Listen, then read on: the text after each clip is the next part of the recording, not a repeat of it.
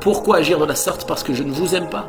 Dieu sait ce qu'il en est, mais j'agis ainsi et je continuerai à le faire pour ôter toute possibilité à ceux qui en cherchent une de se présenter comme nos égaux en s'appuyant sur leur prétendu titre de gloire. Ah, il y a des hommes religieux qui ont des titres, qui ont une importance et qui te font même payer pour te donner encore plus d'importance à leur message. Et tu les écoutes si facilement, nous dit la parole de Dieu. Ces hommes-là, verset 13, non, Paul, là, tu peux pas lire ça. Moi, je peux pas le lire parce que si je dis ça, je vais avoir des problèmes. On m'a dit, il faut pas juger. Donc, je juge pas. Hein. Bon, je lis quand même. Verset 13. Ces hommes-là sont de faux apôtres, des ouvriers malhonnêtes, déguisés en apôtres. Ah, Paul, franchement, t'abuses.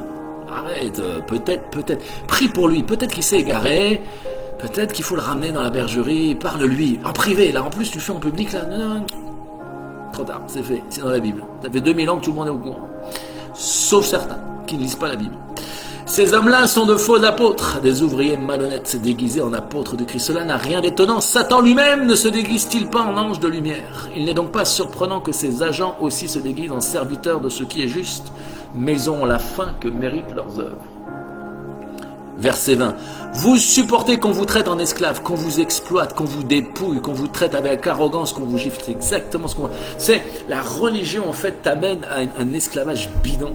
Un truc, non seulement qui te libère pas, mais en plus te jette en esclavage. Et on profite de toi, et on abuse de toi. Et puis t'en redemandes, et en plus tu payes pour ça, et tu aimes ça parce que il y a au moins une chose qui t'embête pas là-dedans, c'est qu'on te laisse tranquille avec ta petite vérité. Mais on te dépouille, on abuse de toi, on t'explose dans tous les sens.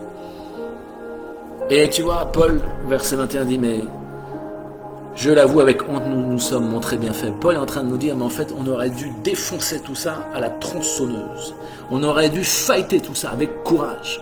D'ailleurs, il dira par ailleurs que les lâches n'héritent pas du royaume de Dieu. Il n'y a pas de lâcheté dans l'esprit, il n'y a pas de lâcheté avec Dieu, il n'y a pas de lâcheté quand il y a le feu du Saint-Esprit, il n'y a pas de lâcheté dans la vérité. La lâcheté est incompatible en fait avec la foi authentique de Christ.